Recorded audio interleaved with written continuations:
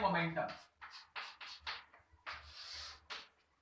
मान लो जैसे हम लोग के पास ये एक बॉडी है जिसका मास m है और वो इस डायरेक्शन में मूव कर रहा है v वेलोसिटी से। Then due to motion of body, कोई भी बॉडी अगर इस तरह से मोशन में है, then due to motion of body it have linear momentum and that linear momentum is a vector quantity, so it have magnitude as well as direction. मान लो जैसे हम लोग के पास ये बॉडी अगर मूव कर रहा है, then linear momentum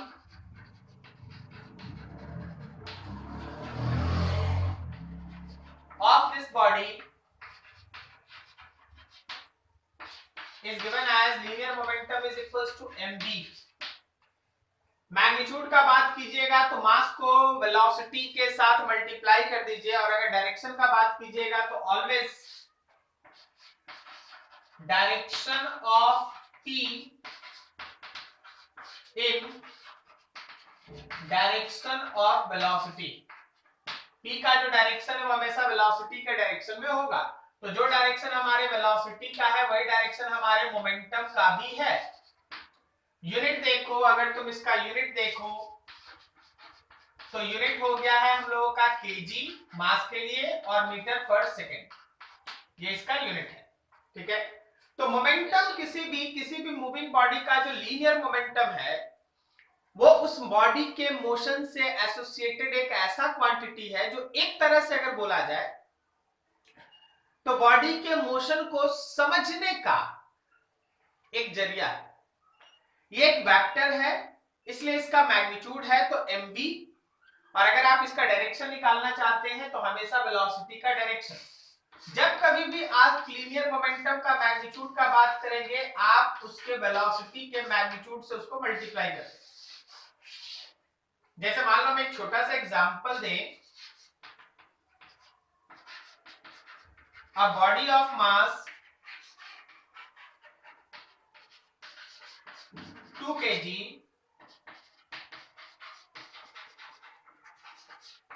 is moving with velocity 3i cap plus 4j cap, then find magnitude of its linear momentum। तो आपका काम क्या है, सबसे पहले आप उस बॉडी के लीनियर मोमेंटम को लिखिए, तो दैट ही will be equals to mv। चल भाई, मास के जगह पे 2 kg पुट कर लिया और वेलोसिटी के जगह पे लिख दिया 3i cap plus 4j cap। अगर ये मोमेंटम कोई वेक्टर फॉर्म में पूछे तो 6i cap plus 8j cap और यूनिट लग गया है kg मीटर पर सेकेंड। लेकिन अगर तुमसे कोई इस मोमेंटम का मैग्नीट्यूड पूछे तो अंडर रूट 6 का स्क्वायर प्लस 8 का स्क्वायर, क्या ये 10 आ गया? तो ये आपका लीनियर मोमेंटम का एक फंडामेंटल कॉन्सेप्ट है कि कोई भी बॉडी में अगर मोशन होगा तो मोशन की वजह से उसके अंदर मोमेंटम होगा, उस मोमेंटम का मैग्नीट्यूड होगा mv और उसका डायरेक्शन होगा वेलोसिटी के डायरेक्शन में, उसका डायरेक्शन होगा वेलोसिटी के डायरेक्शन में। ठीक है, सब कुछ बढ़िया। अब थोड़ा सा एक स्टेप आगे बढ़ो। इस लीनियर मोमेंटम का काइनेटिक एनर्जी के साथ एक रिलेशन होता है।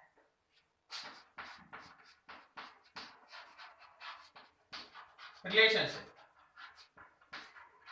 Between kinetic energy and linear momentum. Linear momentum और काइनेटिक एनर्जी के बीच रिलेशन देखो, काइनेटिक एनर्जी का फॉर्मूला होता है हाफ mv स्क्वायर। आप अगर चाहें तो इस काइनेटिक एनर्जी को लिख सकते हैं 1/2 m स्क्वायर v स्क्वायर। तो देखो भाई, मास में स्क्वायर किया तो मैनेज करने के लिए नीचे एक m डालो, क्या सही है? Yes sir. तो अब आप लिख सकते हैं कि that kinetic energy is equals to 1/2 m, और कुछ और नहीं, यहाँ पे आप mv का स्क्वायर कर सकते हैं और mv का मतलब ही है p। तो आपके काइनेटिक एनर्जी का रिलेशन हो गया मोमेंटम के साथ p square by 2m। Kinetic energy का लीनियर मोमेंटम के साथ रिलेशन हो गया p square by 2m। Okay, kinetic energy is equals to p square by 2m। Kinetic energy is equals to p square by 2m। Very very important. आप अगर चाहेंगे तो यहां से मोमेंटम का भी रिलेशन याद रखिए, बहुत जगह काम आएगा। Under root 2m into kinetic energy, reverse है भाई, ठीक है। तो अगर कोई बोले कि काइनेटिक एनर्जी मोमेंटम का relation, very very important, that kinetic energy is equals to p square by 2m, that kinetic energy is equals to p square by 2m, या p is equals to under root 2m kinetic energy. अब यहां एक छोटा सा question आप कर लीजिए। Question ये है,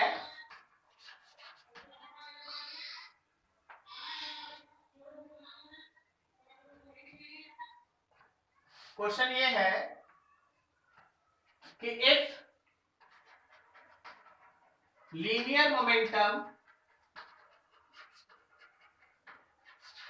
of body is increased by 50%,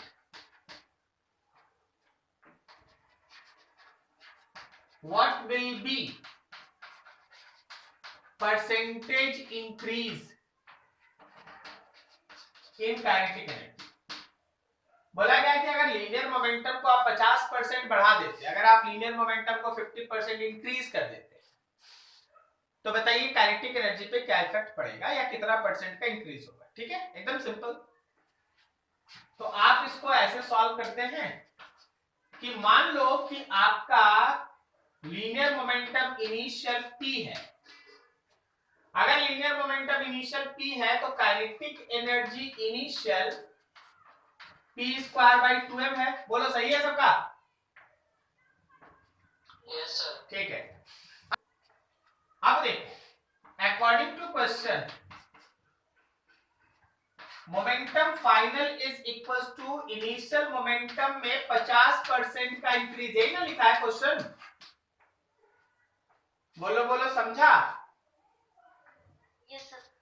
तो क्या हम लोग इस फाइनल मोमेंटम को p प्लस p बाई 2 कहने का मतलब 3p बाई 2 लिख सकते हैं?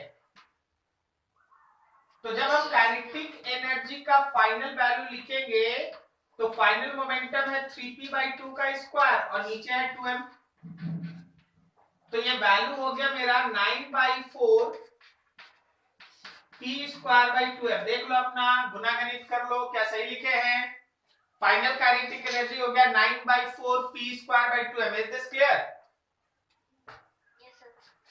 तो बताना जरा सोच के कि इंक्रीज इन काइनेटिक एनर्जी क्या है। तो काइनेटिक एनर्जी का इंक्रीज है कि जो फाइनल काइनेटिक एनर्जी उसमें से इनिशियल को माइनस कर लो, तो फाइनल काइनेटिक एनर्जी है 9/4 p स्क्वायर बाई 2m और इनिशियल काइनेटिक एनर्जी है p स्क्वायर बाई 2m। अपने से माइनस करके बताओ, तो देख के ही बताना, पेन मत चलाना, देख के बताओ। माइनस करेंगे तो कितना बचेगा?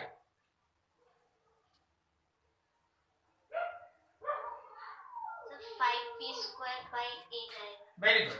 क्या हम इसको 5/4 p स्क्वायर बाई 2m लिख सकते हैं? Yes sir.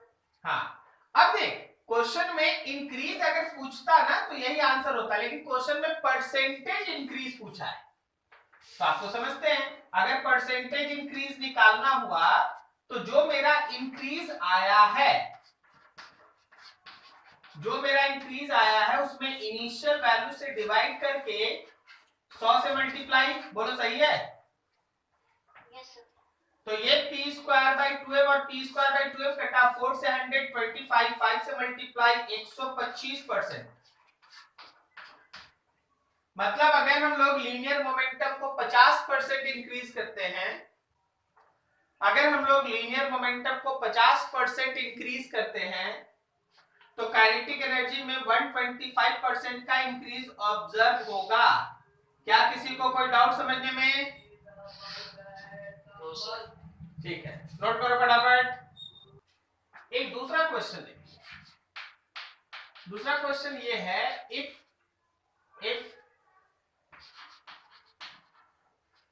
linear momentum is increased by 4%, if linear momentum is increased by 4%, what will be percentage increase in kinetic energy.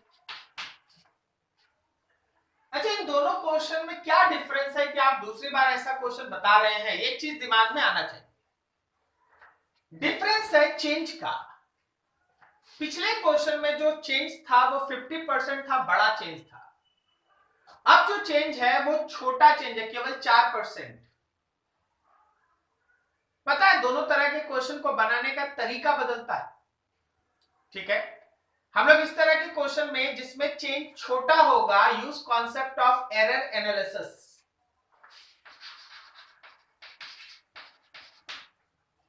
Since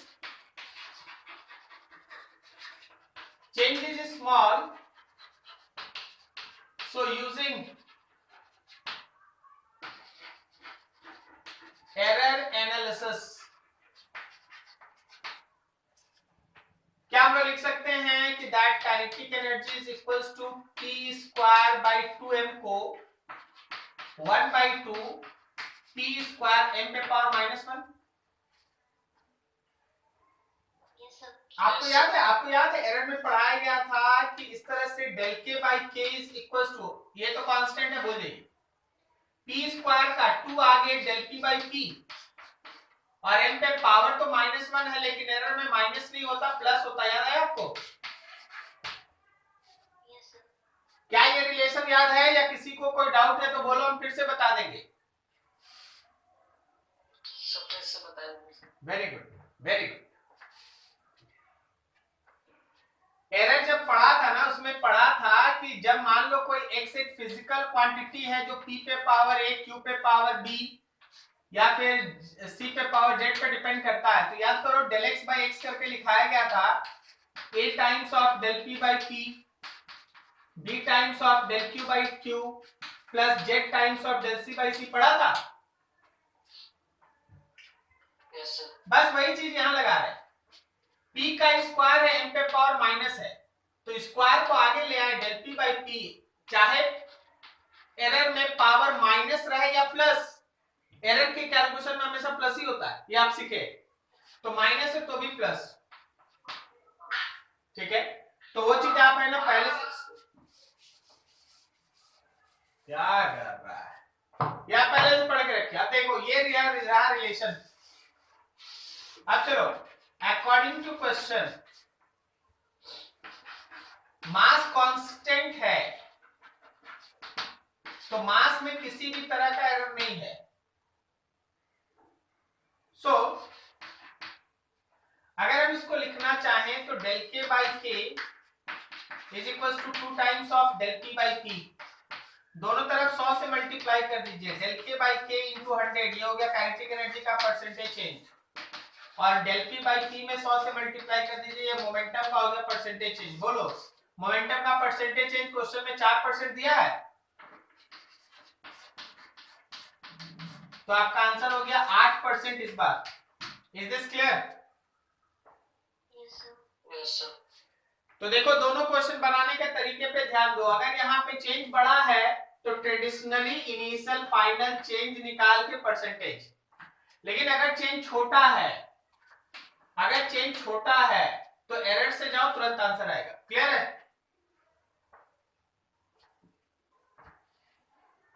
note करो दोनों अच्छे से।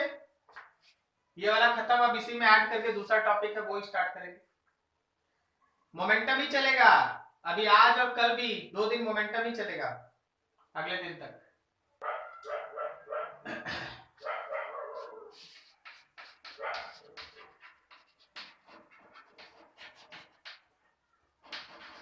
Conservation of linear momentum.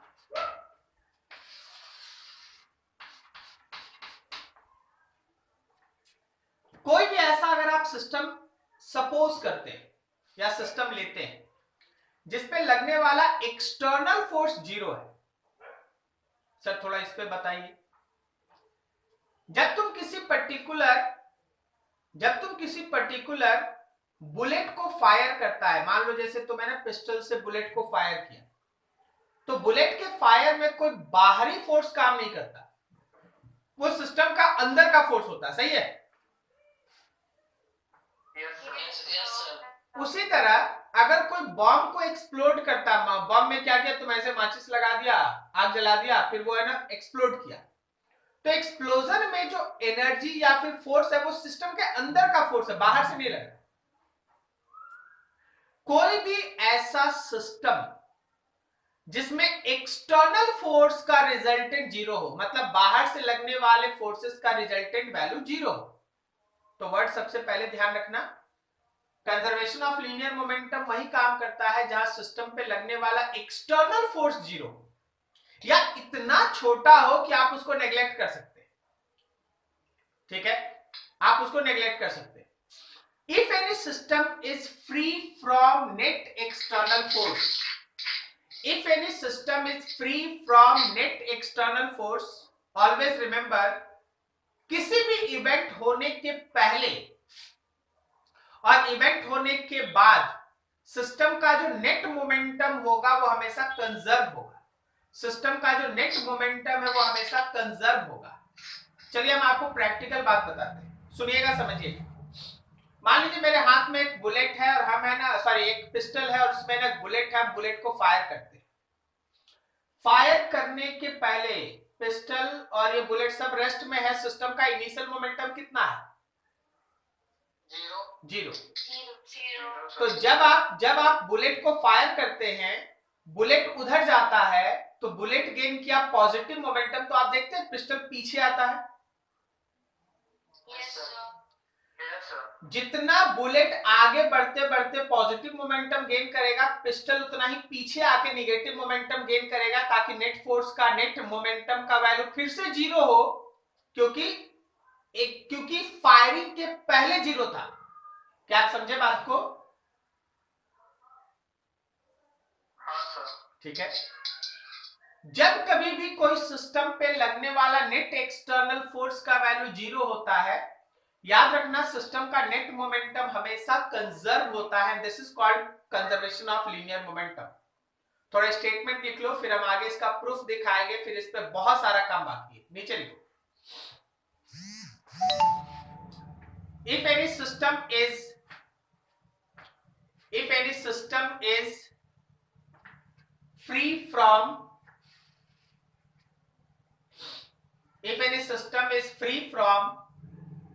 net external force,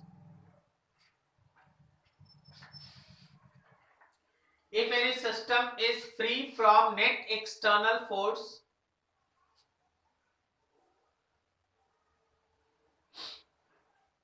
comma, net momentum of that system, net momentum of that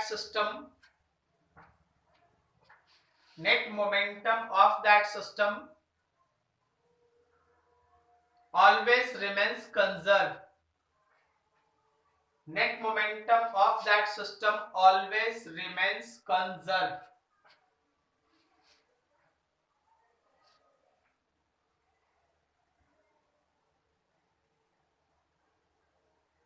ठीक है, चलो देखो इसका proof देखो,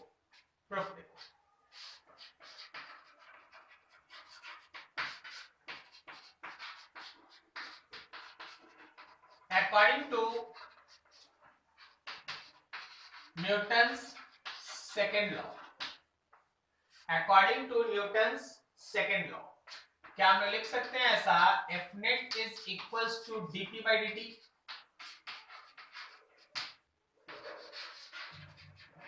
If system is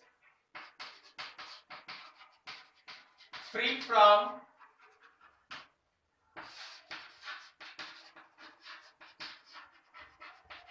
net external force, if system is free from net external force, याद रखना कि F net का वैल्यू जीरो होगा, इसका मतलब zero is equals to dp by dt होगा। इसका मतलब यही है कि p कांस्टेंट होगा, तभी ना कांस्टेंट का डिफरेंशिएशन जीरो होगा। बोलो सही है? Yes, sir. इसका मतलब ये है कि सिस्टम का जो इनिशियल मोमेंटम है और जो सिस्टम का फाइनल मोमेंटम है वो हमेशा सेम है।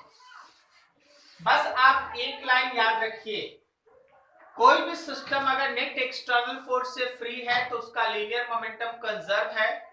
मोमेंटम जब लिखेंगे वेक्टर फॉर्म में लिखेंगे, केवल मैग्नीट्यूड मत लिख देना, गलती हो जाएगा।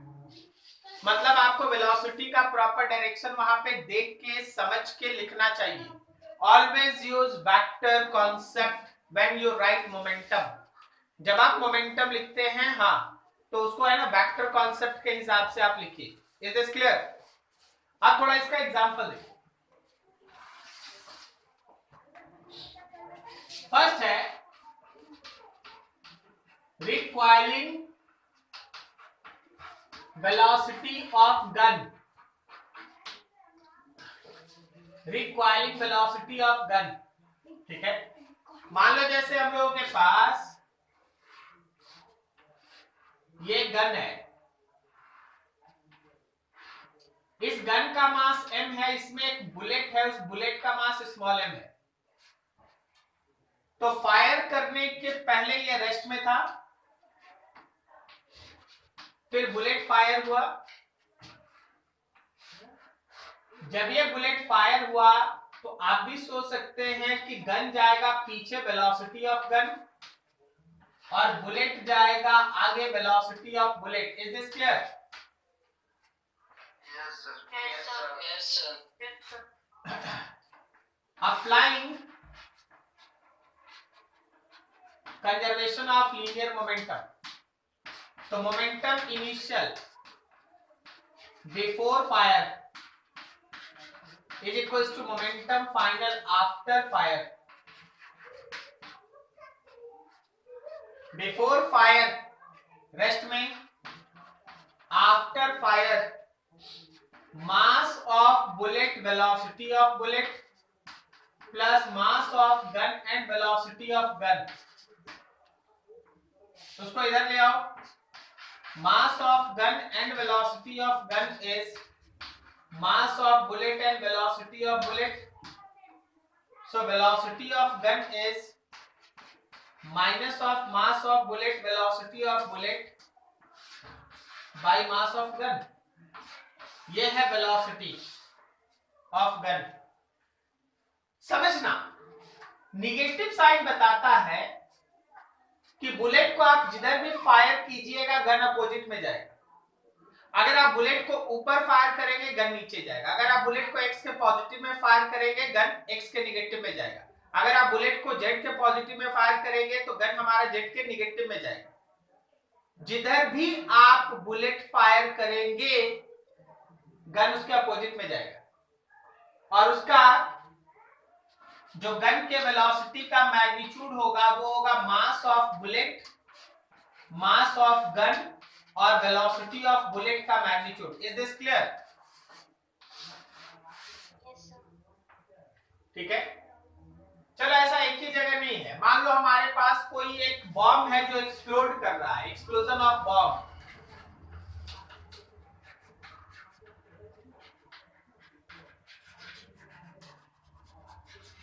बॉम्ब का एक्सप्लोजन लो, तुम्हारे पास x axis, y axis, z axis, यहाँ पे एक बॉम्ब है। इस बॉम्ब का मास है 3m, ठीक है। बॉम्ब का मास 3m है, वो रेस्ट में पड़ा हुआ है। बॉम्ब का मास 3m है, वो रेस्ट में पड़ा हुआ है। अभी आप क्या किए, बॉम्ब एक्सप्लोड कर गया। जब ये बॉम्ब एक्सप्लोड किया, जब ये बॉम्ब एक्सप्लोड किया तो पता चला कि उसका 3 हिस्सा हो गया, 3 टुकड़ा। एक टुकड़ा चला y में, मास m था, वेलोसिटी भी था। एक टुकड़ा चला x में, मास m था, वेलोसिटी भी था। दिख रहा सबको? Yes, sir. Yes, sir. तो पूछा गया, क्वेश्चन हम लिख देते हैं। If any bomb of mass 3m explode in 3 equal pieces in which